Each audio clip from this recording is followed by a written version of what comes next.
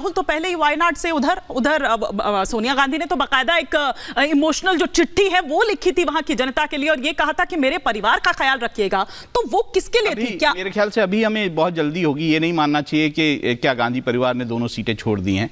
अभी लिस्ट आनी चाहिए, उसमें देखना होगा, उसके बाद ये शायद तय हो पाएगा कि दोनों सीटें छोड़ दी है कि नहीं छोड़ दी। ठीक है, लेकिन अब्बास हैदर जी, आप लोगों की क्या तैयारी है, या आप लोग इसी सहारे हैं कि 10 साल हिटलर के थे और जिस तरह के आरोप जो हैं, जिस तरह की बात जो है वो आपके अखिलेश यादव जी कह रहे हैं, आप लोग उसी सहारे हैं?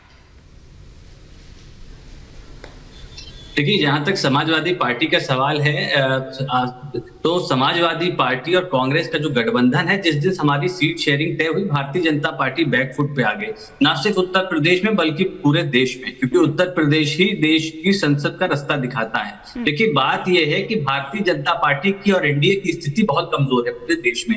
ये जिन लोगों को समय नहीं देते थे, अपॉइंटमेंट नहीं देते थे, आज उनके दरवाजे पे जा रहे हैं, वो अंदर नहीं आने दे रहे। एआईएडीएमके की अगर आप बात कर लीजिए, लगातार बातें आ रही कि एआईएडीएमके से हमारा समझौता होगा। कल ही आप ही के चैनल पे उनके प्रवक्ता ने कह दिया, नहीं, हम दरवाजे ही नहीं खोल रहे इनके लिए। ये स्थिति है भारतीय जनता पार्टी और एनडीए की। यही हाल अकाली दल का है पंजाब में। और अगर आप उत्तर प्रदेश की बात करें, इनके एक सहयोगी हैं संजय निषाद, उन्होंने तो कह दिया कि हम भारतीय जनता पार्टी, मैं तो समाजवादी पार्टी की बात कर रही थी। आप भारतीय जनता पार्टी की चिंता काहे कर रहे हैं? आप अपनी चिंता करिए ना, आप उनका क्यों गिनवा रहे हैं? आप अपनी बात करिए ना, क्योंकि आप उस तरह से लड़ते हुए नजर नहीं आ रहे हैं। आप उनकी तैयारी की क्या बात करेंगे सर? वहां पर दिख रही है वो तैयारी साफ तौर पर, लेकिन आप लोगों की तैयारी नहीं दिख रही है। हम उनकी उसके बारे में आपको बता रहे हैं, आपको क्यों परेशानी हो रही है? नहीं, मुझे कोई परेशानी नहीं हो रही है। मुझे परेशानी ये है कि जो सवाल मैंने आपसे पूछा है, आप उसकी बजाय आए दाएं बाएं सब जवाब दे रहे हैं, लेकिन आप उस पर जवाब नहीं दे रहे हैं। मैंने तो आपकी तैयारी की बात पूछी, आप उनकी तैयारी क्यों बता रहे हैं मुझे कि वो क्या हो रहा है और क्या नहीं हो रहा है? करना है सिलेक्टिवली, मेरे आपको जवाब को पकड़ना है। अच्छा, ये आप लोगों का बड़ा रटा रटाया है सर, कि आपसे अगर एंकर कुछ पूछेगा तो आप जवाब कुछ देंगे, एंकर टोकेगा तो आप कभी स्पोक्स पर्सन बता देंगे, कभी कुछ सर्टिफिकेट दे। सर, मुद्दे पर रहते हैं ना, इससे वक्त जाया होता है, वक्त जाया होता है। सर, क्या प्लानिंग है आपकी? देखिए,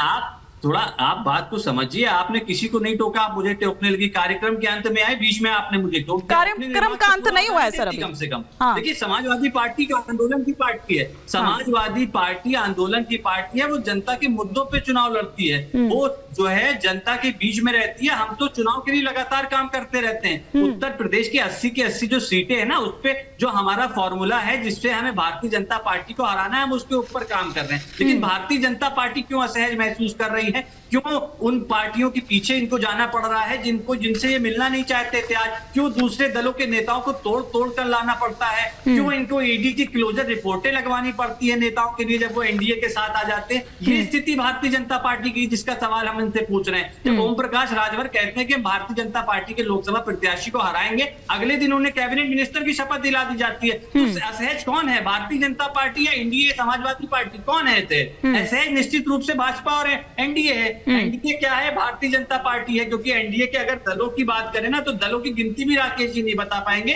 कि कितने सहयोगी दल हैं इनके साथ में। ये स्थिति है। देखिए, सवाल सिर्फ एक है, जो जनता के मुद्दे हैं हमारे देश के ना, उन मुद्दों पे भारतीय जनता पार्टी ने जनता को ठगने और छलने का काम किया। इसका जवाब देश की जनता इनको देने जा रही है अपने बैलेट से। निश्चित रूप से उत्तर प्रदेश की अगर आप बात करें, या पूरे देश की बात करें, आज किसानों के ऊपर आंसू गैस के गोले बैलेट के रूप में छोड़े जा रहे हैं ड्रोन से। कभी नहीं हुआ हमारे देश में। तो इसका जवाब इनके पास नहीं है। इनके पास जवाब नहीं है। अब आपके आरोपों की फेहरिस्त अगर पूरी हो गई हो तो फटाफट से जवाब लेके मैं अजय शुक्ला जी का रुख करूं।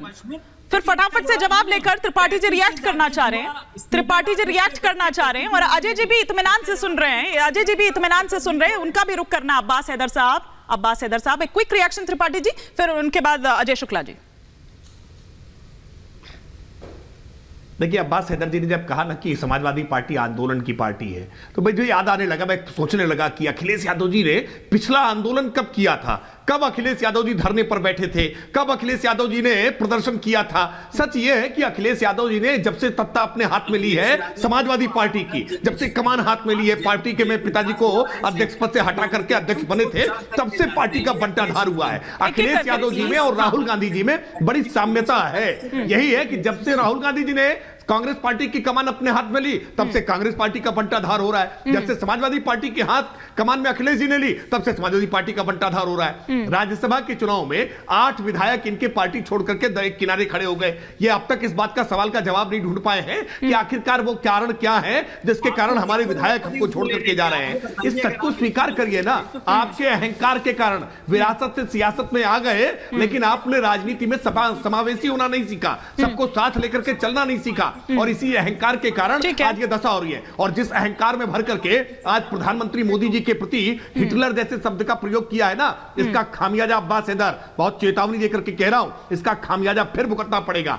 मैं बार-बार निवेदन करके कह रहा हूं कि अखिलेश यादव जी को समझाइए कि जितनी बार मुंह खोलते हैं और हताशा में आकर के इस प्रकार के शब्द इस्तेमाल करते हैं ना, उतने वोटों का नुकसान करते हैं। राहुल गांधी को तो समझाई सभी इलेक्शन कमीशन ने दी है, इस तरह के शब्दों का इस्तेमाल मत करिए। त्रिपाठी जी और अब्बास हैदर जी, आप दोनों को रोक रही हूं। अब जरा अजय शुक्ला जी का मैं यहां पर रुक करूंगी। अजय शुक्ला जी, हम बात यहां पर जब उत्तर प्रदेश की कर रहे हैं तो एक फैक्टर बीएसपी भी है, एक फैक्टर मायावती भी हैं, जो आज फिर आकर कहती हैं, और वो तमाम कयासों को एक बार फिर से उन्होंने विराम दे दिया है कि भैया वो अकेले लड़ेंगी, ना वो इधर जा रही है ना वो इधर जा रही है, वो अकेले लड़ेंगी। तो जो भी कयास लगाए जा रहे हैं या मीडिया में जो भी कहा जा रहा है, उन पर विराम लगे।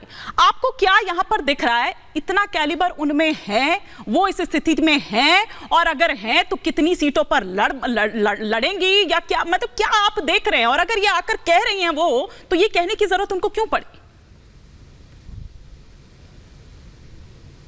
देखिए, मैं समझता हूं कि मायावती 2014 का चुनाव देख लीजिए, 2014 के लोकसभा चुनाव में वो 0 हो गई थी, और 2019 में तब वो बढ़कर के 10 सीटों पे पहुंच पाई जब वो समाजवादी पार्टी के साथ में थी।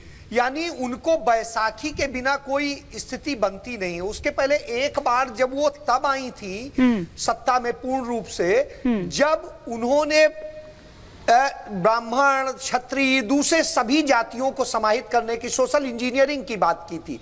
लेकिन जब इंजीनियरिंग टूटी उनकी, तो उसके बाद में स्थितियां उनकी खराब होती गई। अब हमने 2022 में लेटेस्ट चुनाव देखा, उस चुनाव में जिस तरीके से वो साफ हुई हैं, यदि वो अलग थलग रहेंगी या डर के रहेंगी, तो निश्चित रूप से उनका समाज भी उनके साथ नहीं रहेगा।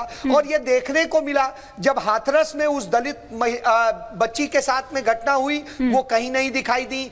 जब इसी तरह की घटना लखीमपुर खीरी में हुई, तब वो नहीं दिखाई दी। इसी तरीके से कौशाम्बी में हुई, तब नहीं दिखाई दी।